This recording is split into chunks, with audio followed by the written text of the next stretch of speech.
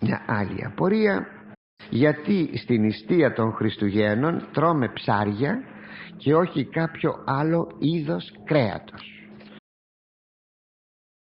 Μπορούσαμε να μην τρώμε κανένα είδος κρέατος, όπως είναι δηλαδή ζωικά, πρωτεΐνες ζωικές, όπως είναι στη Μεγάλη Τεσσαρακοστή. Προφανώς εκεί δεν έχουμε καμία πρωτεΐνη ζωική. Έχουμε πρωτεΐνες φυτικές.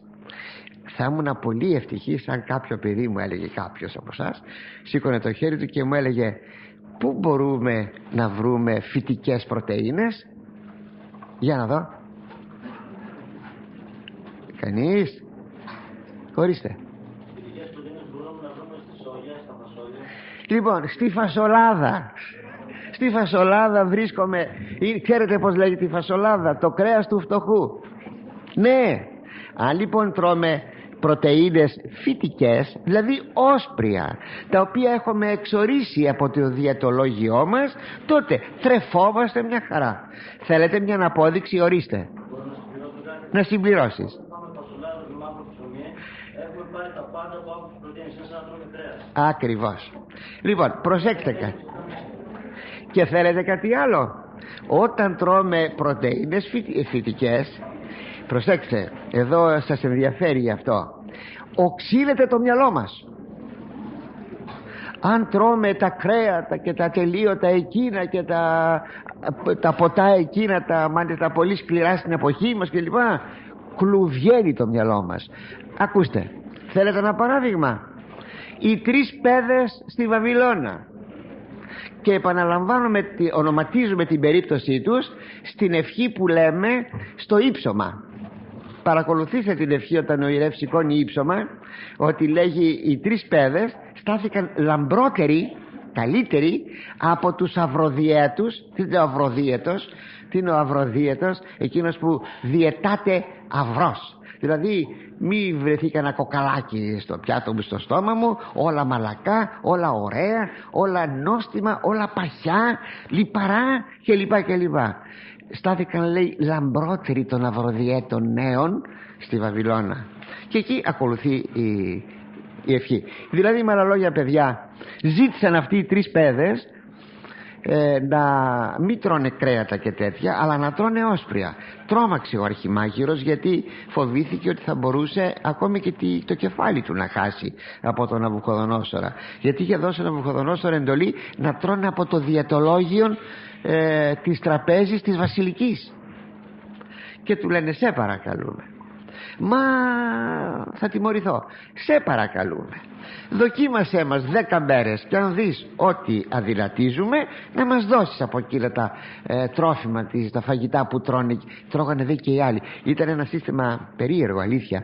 Έπαιρνε από όλους τους νέους των κρατών, των λαών που είχε εχμαλωτήσει, είχε υποτάξει ο Ναβουχοδονόσορ, για να τους αναδείξει σατράπες με βαβυλωνιακό φρόνημα, βέβαια, και να κυβερνούν τις οικίες των χώρες. Ένα είδος γενιτσαρισμού ήτανε. Τι απεδείχθη, ξέρετε? Ότι όταν ο ίδιος ο βασιλιάς, ο Ναβουχοδονόσορ, προχώρησε στο να εξετάσει τι μάθανε από την βαβυλωνιακή γραμματεία όλοι αυτοί οι νέοι, όλους τους απέρριψε και κράτησε μόνο τους 3 αυτούς νέους. Το φαντάζεστε? Για να δείτε δηλαδή ότι δεν παθαίνουμε τίποτα, αντιθέτως μάλιστα έχουμε και επιδόσεις στα μαθήματά μας όταν τρώμε κυριότατα από το φυτικών βασίλειων. Αλλά για να έρθουμε τώρα στην κυρίως απορία: γιατί, λέει, στην νηστεία των Χριστουγέννων τρώμε ψάρια και όχι κάποιο άλλο είδος κρέατος? Το ψάρι στην κλιμάκωσή του είναι ως εξής. Έχουμε την απόλυτη νηστεία που θα πει δεν τρώγω τίποτα. Είναι νησιτεία. Νησιτεία. Όχι δηλαδή σιτεία, όχι φαγητό, τίποτα, νηστικός, τελείως. Μπορεί βέβαια αυτή να γίνει να τρώμε την 9η λεγόμενη ώρα στις 3 το μεσημέρι, μια φορά την ημέρα, και ξηροφαγία. Μετά πηγαίνουμε στο αλάδοτο. Μετά πηγαίνουμε εις το λαδερό. Το λαδερό λέγεται λύση νηστείας. Στους κανόνες έτσι λέγεται, λύσης νηστείας. Όταν φάμε ψάρι, μετά το λάδι έρχεται το ψάρι. Λέγεται κατάλυση νηστείας, όχι πλήρως. Πάντως μετά το λάδι στην βαθμολογία είναι το ψάρι. Μετά από το ψάρι είναι τα γαλακτερά, και μετά από τα γαλακτερά είναι το κρέας, που έχουμε εκεί πλήρη κατάλυση της νηστείας. Ώστε λοιπόν μετά από το λάδι είναι το ψάρι. Έτσι βαθμολογήθηκαν. Αν ρωτήσετε όμως, έχει καμία συγγένεια το κρέας το ζωικό των ζώων της ξηράς με το ψάρι, θα σας έλεγα το εξής: δεν ενδιαφέρει αυτό. Ξέρετε τι ενδιαφέρει? Ότι αν η Εκκλησία μας λέγει ότι μπορούμε να φάμε ψάρι, είναι θέμα υπακοής. Ξέρετε ότι η νηστεία βρίσκεται στο θέμα της υπακοής. Μια νηστεία που δεν εδράζεται επί της υπακοής πέφτει στο κενό. Τι ήταν ο καρπός που οι πρωτόπλαστοι δεν έπρεπε να φάνε? Ένα φρούτο ήταν. Θα μπορούσε σήμερα να θεωρηθεί το φρούτο σαν νηστήσιμο? Όχι. Πού ήταν λοιπόν το νόημα της νηστείας? Στην υπακοή. Έτσι λέει η Εκκλησία μας ότι σήμερα που είναι του Αγίου Ελευθερίου, βέβαια συνέπεσε Κυριακή και τρώμε λάδι, να φάμε αν ήταν η καθημερινή Τετάρτη, Παρασκευή, και γράφει μέσα το ωρολόγιο κατάλυση ελαίου, να φάμε λάδι? Μπορούμε. Γιατί? Το λέει η Εκκλησία. Συνεπώς η νηστεία πρώτο στοιχείο που έχει είναι η υπακοή. Έτσι η Εκκλησία λέει μπορούμε να φάμε ψάρι.